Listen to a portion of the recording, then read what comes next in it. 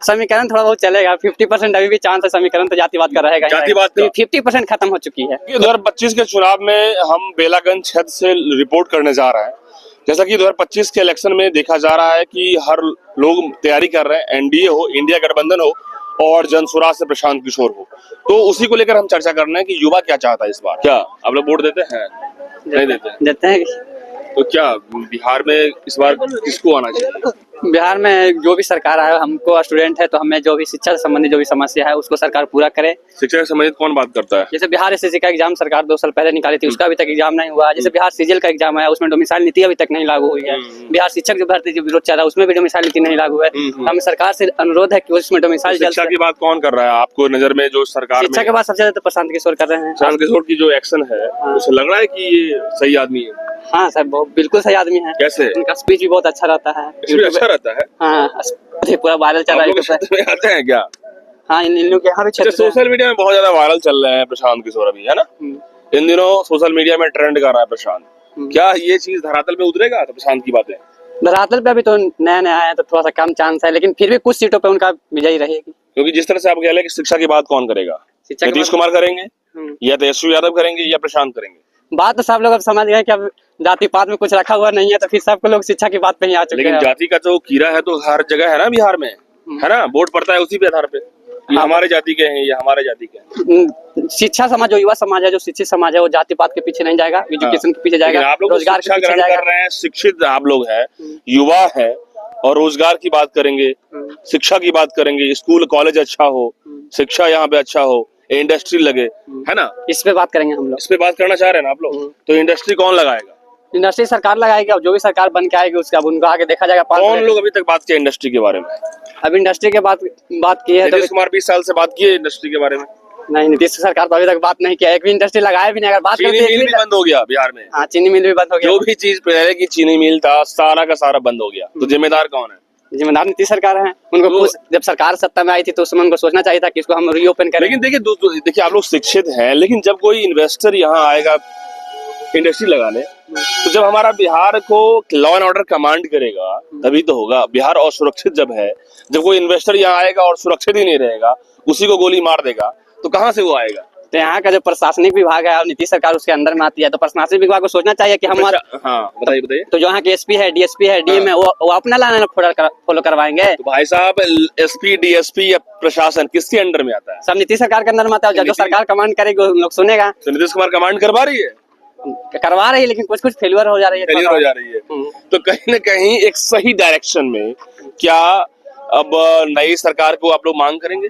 नई सरकार जरूर मांग करेंगे। 15 साल से सरकार नीतीश सरकार है, 7 बार 20 साल से और 9 बार मुख्यमंत्री बने।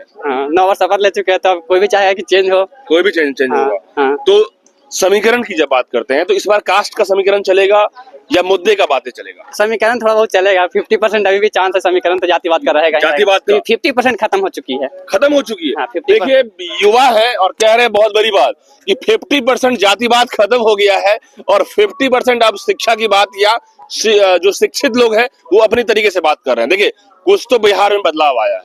देखिए जो बिहार जाति के इर्द गिर्द में जो है घिरा हुआ था, वो 50% जो है लोग उससे अब हो गए हैं, लेकिन 50% अभी भी घुसे हुए हैं जातिवाद में कि भाई हमारे जाति का आदमी है, कुछ हो हम वोट इन्हीं को देंगे। लेकिन बात ये है कि युवा जो है, ये लोग युवा है, यूथ है। और कितनी उम्र हो रही है आपकी? मेरी उम्र 24 साल हो रही है। 24 साल हो रही है, तैयारी कर रहे हैं ये, और कह रहे हैं कि 50% लोग अब सुधर गए हैं, जाति से उठ गए हैं।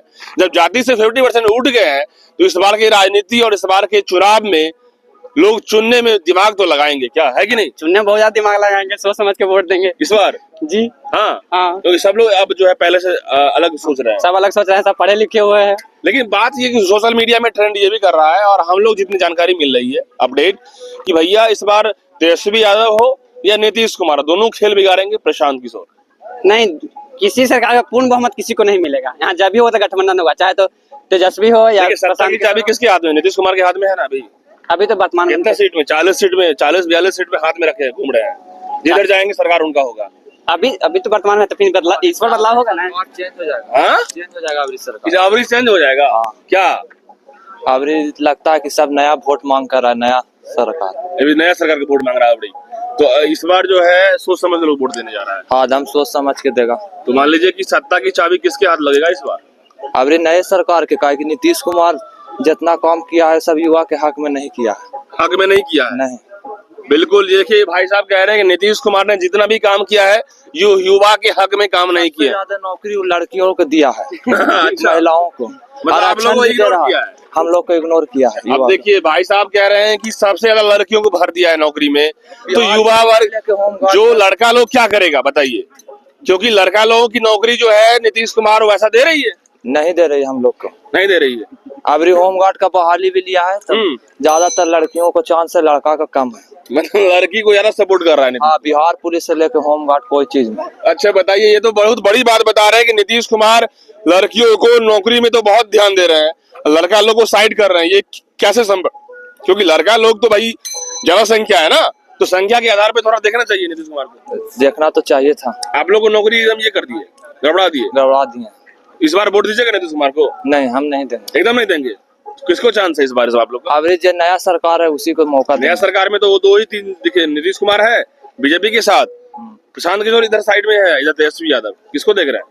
नया सरकार देखिए वही तो मतलब चेहरा कौन? अभी चेहरा में तीन है, तेजस्वी यादव, नीतीश कुमार और प्रशांत किशोर। तीनों चेहरा में कौन नजर आ रहा है आपको?